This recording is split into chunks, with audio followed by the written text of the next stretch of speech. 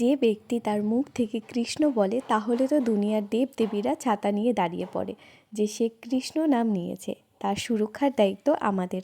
আর যে ব্যক্তি রাধা নাম বলে তার পিছনে স্বয়ং ভগবান শ্রীকৃষ্ণ ছাতা নিয়ে দাঁড়িয়ে পড়ে যে সে আমার রাধারানীর নাম নিয়েছে, তার দায়িত্ব এখন থেকে আমার। যদি সব কিছু পেতে চাও, সুখ পেতে চাও, তাহলে একটাই সহজ পথ, রাধা নাম জপ। রাধে রাধে সবাইকে। তোমরা সবাই কেমন আছো? আশা করছি রাধারানীর কৃপায় তোমরা সবাই খুব ভালো আছো।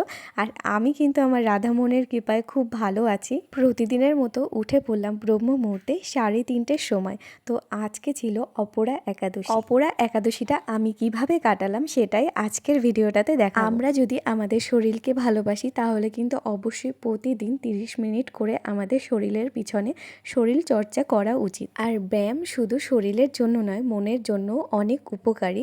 মানসিক চাপ কমাতে সাহায্য করে এবং মনকে অনেক সতেজ রাখে। তাই বলবো প্রতিদিন নিয়ম করে অবশ্যই শরীর চর্চা করা উচিত। আর সকালবেলা ঘুম থেকে উঠলে প্রচুর কাজে এগোনো যায়। আর যেহেতু আমি ব্রহ্ম মুহূর্তে উঠি তাই আমি একটা মিনিটও টাইম নষ্ট করি না। আমি চেষ্টা করি এতটুক টাইমের মধ্যে সবটা করার আর বেশি বেশি করে হরিনাম করার। লোভ, ক্রোধ, হিংসা হলো মানুষের প্রধান শত্রু, যা নিজের অজান্তেই জীবনের সবচেয়ে বেশি মূল্যবান জিনিস সময়ের ক্ষতি করে। কারণ সময় হলো পরম ক্ষমতাবান, যা কারোর জন্য থেমে থাকে না। তাই বলবো প্রতিটা সময় নষ্ট না করে কারো পিছনে না দিয়ে হরি নামে দাও এবং প্রত্যেকটা সময়কে মূল্যবান করো। তোমাদের সঙ্গে কথা বলতে বলতে আমার কিন্তু স্নান হয়ে গেছে এবং বাসি কাজও হয়ে গেছে। এরপর আমি তিলক ধারণ করে নিলাম। আর তিলক ধারণ করা ছাড়া কোনো নাম জপ, পুজো পাঠ কিছুই হয় না। তো তিলক ধারণ করে আমি করে নিলাম নাম জপ। আর আজকে যেহেতু একাদশী আমি একটু তাড়াতাড়ি উঠেছি, কারণ আজকে বেশি বেশি নাম জপ করতে হবে। তো আজকে আমি 4:30 থেকে 5:30 অবধি নাম জপ সেরে নিলাম।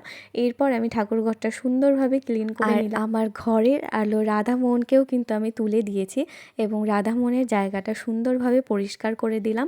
আর এখন তো রাধামোহনের দোলনা চলে এসছে, তো প্রতিদিন সকালবেলা আমি দোলনাই বসিয়ে রাখি। তো সারাটা দিন রাধামোহন দোলনাই বসে থাকে। শ্রীকৃষ্ণ হচ্ছে সর্বশক্তিমান, আর এই শক্তি হচ্ছে আমাদের রাধারানী, শ্রীমতী রাধারানী। আমি কখনো ভাবিনি আমি আমার রাধারানীর সেবা করতে পারবো। এটা তারই সম্পূর্ণ ইচ্ছা ছিল, যার জন্য আমি রাধারানীরও সেবা করতে পারছি। আমি সবসময় এটাই চাই যে আমার রাধামোহনের সেবা খুব যত্নভাবে হোক, বা কোনো ত্রুটি না থাকে, ভুল না থাকে। ওই জন্য আমি তোমাদের সবসময় বলি আমার কোনো ভুল থাকলে অবশ্যই কমেন্ট বক্সে জানাবে।